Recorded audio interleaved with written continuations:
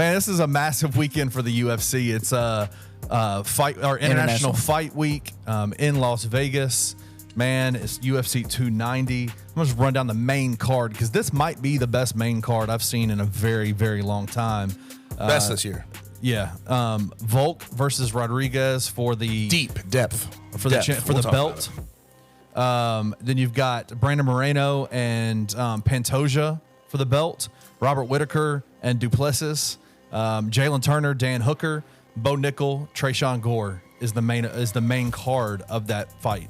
Depth, and I think you could see some really good fights too. Oh yeah, I'm not talking about like, of course, seeing John Jones on a card. Yeah, but I it's think like, damn, that's a great card off top. Yeah. But the depth of this card, it's super deep. And like, dude, you have Jimmy Crute in the early prelims. Alonzo Minifield.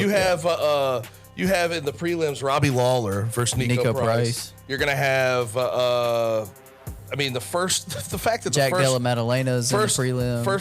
First damn fight on the main card is Bo Nickel, and he's like the up and coming superstar, right? In middleweight, so like, hell, I mean, I just love the depth of this card. Yeah, and I mean that main event is incredible. I love watching Alexander Volkanovski fight. He's quickly turned into one of my favorite fighters. Yair's got bombs. Oh, Yair is probably the most creative striker in the UFC, just flawlessly smooth in his transitions between his kicks and his knees and elbows, and he's just so dangerous. He's a very fun fighter to watch, but Volkanovski is, if he's not the best, he's right there. You know, he's top 3, no doubt. I mean, John Jones, Volkanovski, he went up a weight class. And took on Makachev, what everyone was calling the best and most went 5 rounds, fighter. and I could have won. Yeah, very well could have. Yeah, so that it'll be a fun fight.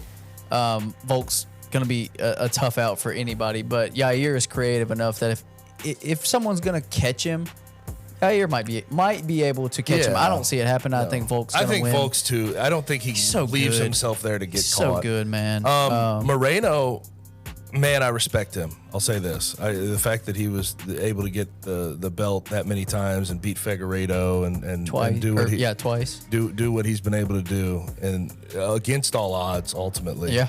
It's been unbelievable. But Pantoja, you said he's been beat twice by him. Yeah, he beat him on the Ultimate Fighter, and then he beat him in 2018.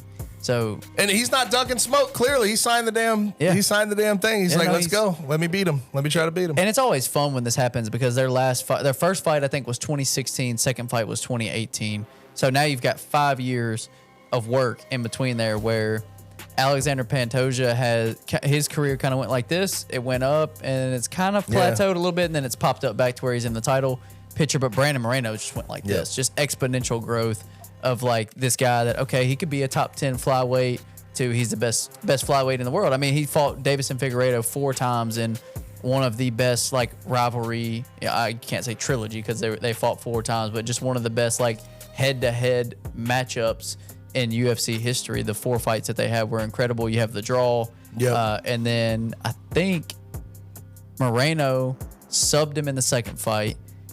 Figueiredo won, and then Moreno knocked him out, I believe, in their final fight. So I mean, he's 2-1-1 against what a lot of people consider the best flyweight of all time, on the main card, other than Demetrius Johnson. What do you think on the main card is going to be like the best fight? The best fight? Like we got Robert Whittaker, Dricus Duplessis. That's the best fight. Jalen Turner, Dan Hooker has potential, bro. Yeah, both of those fights are a lot of fun, and they're going to be standing up. Like, do you think Dan Hooker and Jalen Turner are taking it to the ground? No, they're going to sit there and they're going to kickbox.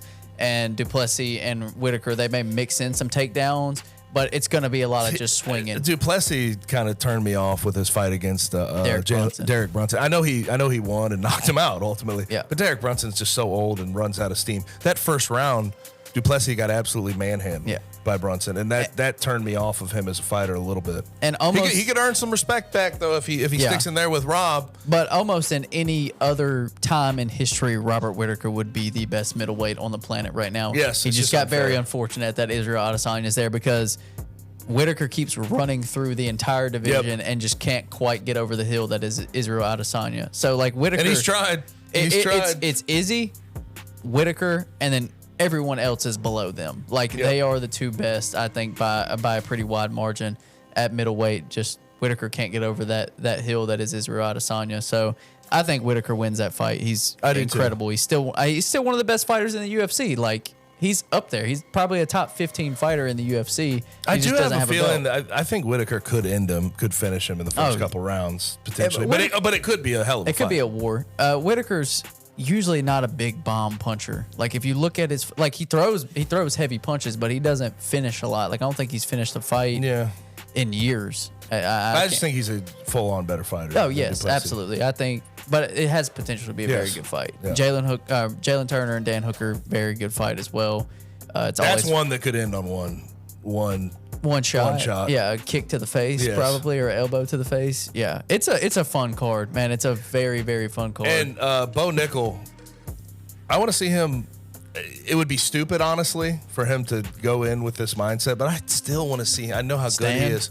I want to see him throw some bombs. He could be at the top of middleweight if he can throw some bombs. I don't think Trayshawn Gore is the guy to go in and throw trust me, against. because he is a bomb That's thrower. What he does. But I'm saying at some point I want to see Bo Nickel really add that part of it to his game, because that's what's going to get him over the top. Over the top, yeah. And it'll be fun to see, like, how does he continue to do that? Because we've seen specialty guys in the history of UFC that eventually they're just like, okay, I will do what's not my specialty. Like in this fight, I'll stand and throw, or in this fight, I'll wrestle if I'm not a wrestler, just to test themselves. So it's like, when does Bo Nickel do that, or does he do that? Does he attempt to test himself ever, or does he just full-fledged, I'm taking you to the ground and making you tap out in 30 seconds? And his, dude, what's crazy about his specialty is wrestling, and you can see guys get flamed out fast. He doesn't. He can do that forever. His cardio's crazy. He can do that forever. He's done it his whole life. Yes. Like, you're not going to gas out Bo Nickel wrestling.